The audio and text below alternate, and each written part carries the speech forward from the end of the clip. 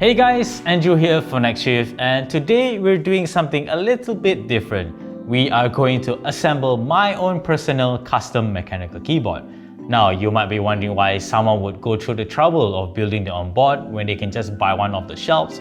Well, there are a couple of reasons why you would want to do something like this. Anyway, let's get to assembling this 1,500 ringgit mechanical keyboard.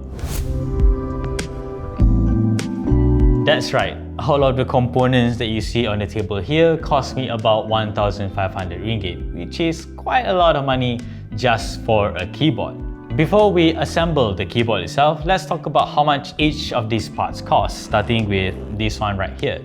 This is NovelKeys NK65 Aluminum Edition keyboard, and it's a 65% board and it retails at $185 US. However, to get it shipped to me here in Malaysia, it cost me another extra 100 to 150 ringgit. So collectively, I spent about 900 ringgit just for this board. Yes, 900 ringgit is a lot of money to pay, especially for an unfinished keyboard, but you are getting a lot of bang for your buck here. This NK65 for one comes with an aluminium case, an aluminium plate, as well as a hot swap PCB, which allows you to change switches without the need to solder them, making it very beginner friendly. Next, we have the switches, and I got myself the C3 Tangerine V2 switches, which I actually purchased from a local retailer called keys.my. This cost me 3 ringgit and 10 cents per switch, and I got 80 of them here, so that brings the total amount to about 250 ringgit. Now, it's worth mentioning that you don't actually need 80 switches for a 65% keyboard like the NK65, but I just bought extra just to be safe. And now for the keycap set that I got. This one in particular is from Drop. This is actually the Skylight series, and I got it in the Valiant colorway. It's a double shot PVD keycap set, and it costs $45 US. And to get it shipped here in Malaysia, it cost me a grand total of 250 ringgit actually, just like the Tangerine V2 switches. So that puts this build in the 1,400 ringgit price range. So where is the other 100 ringgit? Well, it comes in the form of these two items right here. This one in particular is a desk key switch film, which is meant to be installed on the switch. It makes them quieter and also reduces stem wobble. I got these switch films from Illum KB that is based in Singapore, and while it retails at 10 Sing dollar, it's an extra 7 Sing dollar to get it shipped here in Malaysia, so it's more or less about 50 ringgit.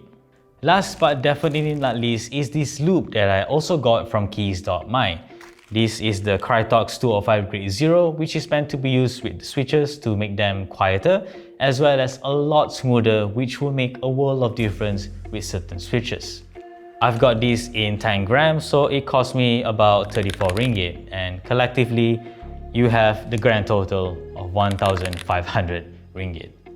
Now that we got the cost of the keyboard out of the way, let's start assembling them to see how it looks like all put together. So take it out.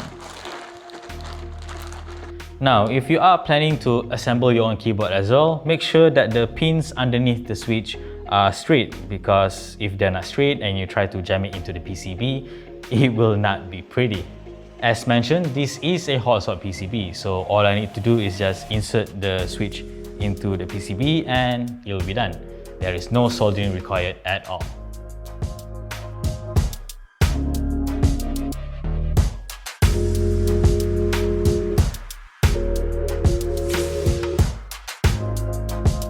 So we've got the switches installed, and all we need to do now is to put on the keycaps, which is pretty straightforward. So let's get to that now.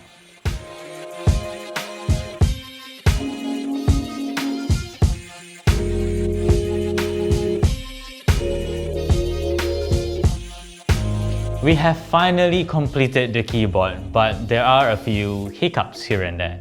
To the right of the spacebar are actually pretty non-standard size mod keys, so I just took the numpad keys and put it down there, and it works for now, but it doesn't look very nice at the moment.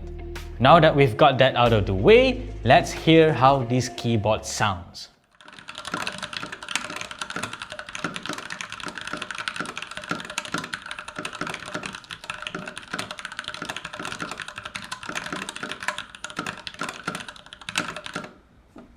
So that's how the keyboard sounds, and I really quite like it, but I'm not thrilled with the sound of the spacebar. It's a little bit rattly, but once I've installed the switch films, do some tuning to the steps, and loop the switches, this board will sound even better, which is one of the main appeals of building your own custom mechanical keyboard.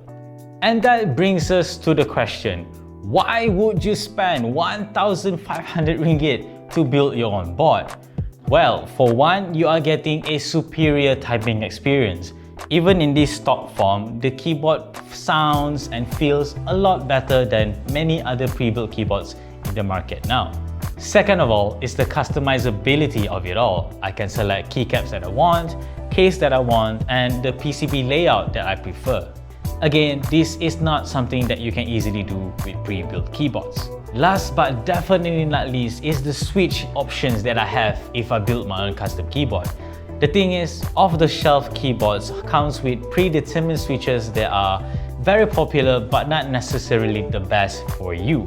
Cherry MX switches, for one, are excellent switches for certain folks, but if you want even more options, you have to build your own custom keyboard to get these aftermarket switches, like the Tangerine V2s that I have on this board. All of this taken together is the reason why I wanted to build my own personal keyboard. I spent upwards of 2,000 ringgit now easily in this hobby, and I do not regret any of the purchase at all. And that is it for today's video. If you like content like this, let us know in the comment section down below. Like this video if you like it, subscribe to our channel if you haven't already, and always stay tuned for more good stuff to come here at Next Riff.